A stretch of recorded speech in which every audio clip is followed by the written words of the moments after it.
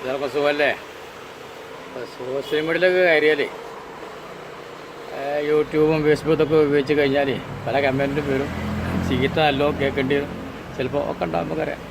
ചിലവർ ഗൾഫിലൊക്കെ പോയി ഞാനല്ലേ ഗൾഫിലോ കാര്യമൊക്കെ പോലെ ചോദിച്ചുകൊണ്ട് എൻ്റെ ജോലിയൊക്കെ ചോദിച്ചുകൊണ്ട് ഇങ്ങനെ ഓരോ സൗഹൃദ സംഭാഷണം എന്ന് പറഞ്ഞപ്പോൾ പിന്നെ അതിൽ അങ്ങനെ ചോദിക്കാൻ ചിലർക്ക് താല്പര്യമില്ല. അതേ അല്ല, നമ്മൾ ഗൾഫിൽ പോയിനി. ഞാൻ ഗൾഫിൽ പോയത് 1986 ഉംറയ്ക്കാണ് പോയത്. 1986 ഉംറയ്ക്കാണ് പോയത്.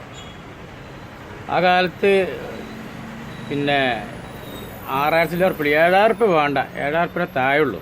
6750 ഒക്കെ ഉള്ളൂ ഒരു ഉംറ അടിക്കാൻ ആ കാലത്ത്.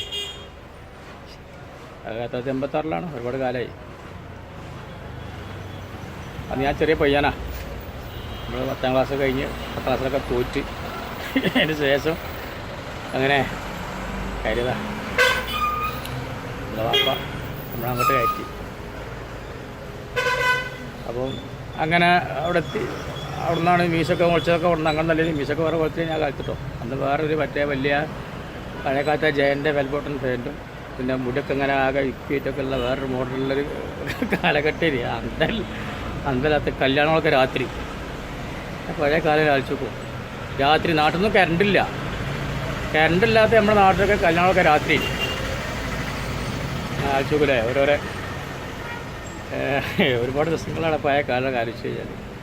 ഇപ്പം മോശം നല്ല പറഞ്ഞിട്ടോ. ഇപ്പോഴത്തെ വേറൊരു സിറ്റുവേഷൻ, വേറെ കാലഘട്ടമായി. അങ്ങനെ തന്നെയാണല്ലോ. അങ്ങനെ ഞാൻ ഗൾഫിലെത്തി.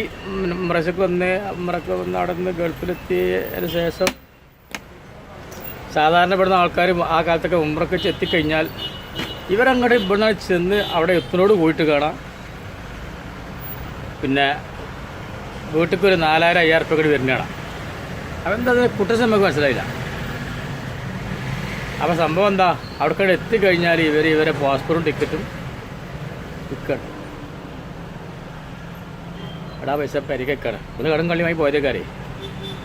പിന്നെ അവിടെ ഓരോരോ നാട്ടിലേതെങ്കിലും പഴയ വിസക്കാരൊക്കെ ഉണ്ടാവും. ആ റൂമിൽ പോയിട്ട് കൂടുക. ഇപ്പം ഞാൻ ചെന്ന റൂമിൽ നാട്ടുകാരൻ കേട്ടോ, അവരൊക്കെ ഒരുപാട് വർഷം നമ്മൾ കഴിച്ചതാണ്. അന്നൊന്നുണ്ട് ഒരു 25 ആൾ 28 ആളൊക്കെ ഉണ്ടായിരുന്നു ഒരു റൂമിൽ. റൂം പറഞ്ഞാൽ ഒരു ഫ്ലാറ്റ്, അതിൽ രണ്ട് ബെഡ്റൂം ഇതൊക്കെയാണ്. കാരണം അടുത്ത് ഇങ്ങനെയൊക്കെ പല കുളത്തൊക്കെ കിടന്നിട്ട് അങ്ങനെയൊക്കെയാണ്. അവിടെ എത്തി കഴിഞ്ഞാൽ പിന്നെ വേറെ ശൈലിയാണ്. നാട്ടിൽ നമ്മൾ വേറെ സ്വാഭാവികക്കാരം. നാട് വിട്ടാൽ പിന്നെ നമ്മൾ എന്തിനും തയ്യാറാണല്ലോ. അങ്ങനെ അവിടെ ജീവിച്ച് അങ്ങനെ പോകും. അവിടെ പിന്നെ പെട്ടെന്ന് പണിയൊന്നും കിട്ടില്ല. വണ്ടിയൊക്കെ പണിയാൻ നല്ല കിട്ടും. കാറ് കഴുകണൊക്കെ പണികൾ.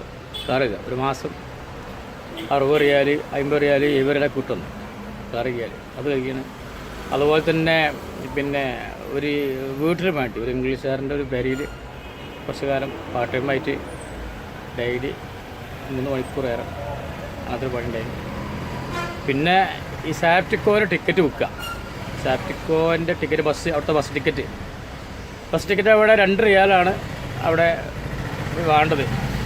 ഒന്നായിട്ട് ഓഫീസിൽ പോയിട്ട് ഒരു 100 രൂപ എടുക്കുകയാണെങ്കിൽ 1 റിയാലും 40 പൈസയൊക്കെ കിട്ടും.